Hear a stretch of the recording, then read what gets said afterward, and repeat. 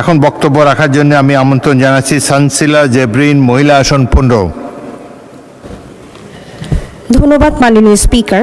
আমি ৭১ বিধিতে জরুরি জনগুরুত্বপূর্ণ বিষয় মাননীয় স্বাস্থ্যমন্ত্রীর বিশেষ দৃষ্টি আকর্ষণ করছি। আজ আমি সীমান্ত কন্যা শেরপুর জেলার প্রায় ১৭ লক্ষ মানুষের একমাত্র ভরসাস্থল শেরপুর সদর হাসপাতালের করুণ বাস্তবতার চিত্র তুলে ধরতে দাঁড়িয়েছি এই মহান জাতীয় সংসদে। যে হাসপাতাল মানুষের চিকিৎসা সেবা দেওয়ার কথা, সে হাসপাতাল আজ নিজেই আইসিইউতে চলে গেছে। মাননীয় স্পিকার, শেরপুর সদরের চরাঞ্চলের অধিকাংশ রাস্তাই বর্তমানে কাঁচা।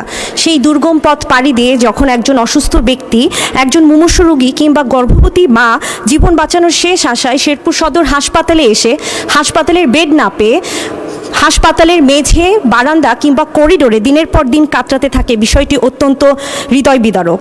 যেখানে সিনিয়র কনসালটেন্টের 10টির মধ্যে 10টি পদ শূন্য, সেখানে প্রতিদিন 700 রোগীর চাপ সামলাতেই হিমশিম খায় চিকিৎসক, নার্স, পরিচ্ছন্নতা কর্মী, নিরাপত্তা কর্মী।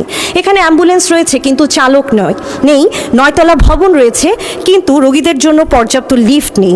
করোনাকালীন সময় শেরপুর সদর হাসপাতালে প্রায় 11 কোটি টাকা ব্যয়ে একটি আইসিইউ সিসিইউ ইউনিট নির্মাণ করা হয়েছিল, কিন্তু প্রয়োজনীয় জনবলের অভাবে বর্তমান শেরপুর সদর হাসপাতালের এই ইউনিটগুলো অকেজো হয়ে পড়ে আছে। দীর্ঘদিন তালাবদ্ধ থাকায় ইউনিটটি এখন মাদক সেবীদের আড্ডাখানায় পরিণত হয়েছে।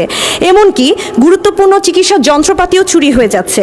দালাল, চোর, ছিনতাইকারী ও মাদক সেবীদের অভয়ারণ্যে পরিণত হয়েছে হাসপাতালের একটি অংশ। পাশেই ময়লার ডাস্টবিনের দুর্গন্ধ যেন সুস্থ মানুষকে অসুস্থ করে তুলছে।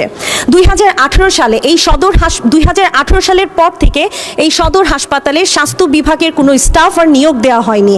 গত 8 বছরে 6 বারের মতো নিয়োগ পরীক্ষার তারিখ দেওয়া হলেও কোনো এক অদৃশ্য শক্তির কারণে পরীক্ষাটি বারবার পিছিয়ে যায়। মাননীয় স্পিকার,